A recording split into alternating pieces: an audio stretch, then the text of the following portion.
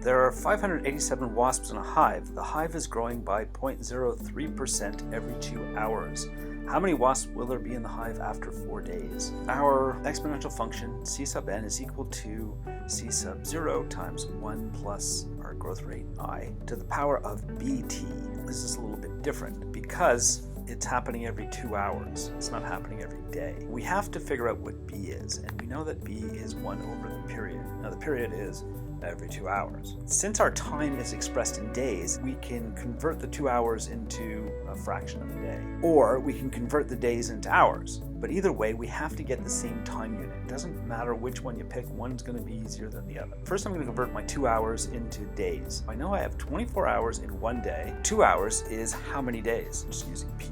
I'm going to use cross multiplication to get my p all alone. So I'm going to cross it up here. I'm going to switch the 24 and the p.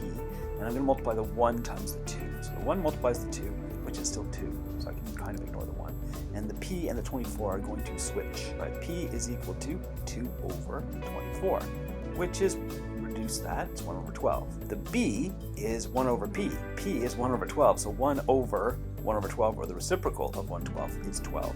So the b is just going to be 12. The other way I could have done it is we could have kept our p as 2 hours and converted our 4 days into hours. There's 24 hours in a day.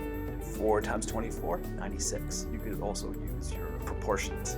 So we know it's 24 hours in one day. We have how many hours in 4 days? I'm going to cross multiply the 4 times the 24, like that. And so we end up getting 4 times 24, which is 96. Either way, you're going to get 96. That is our time, 96. Our p is 2 hours, and our time is 96 hours. So remember, the b is 1 over p. B is going to be 1 over 2. And then we're going to say, okay, so b times t is going to be 1 over 2 times 96, or 96 divided by 2, which is 48. In both cases, we're going to end up getting bt if the b is 12 and the t is 4. 12 times 4, 48.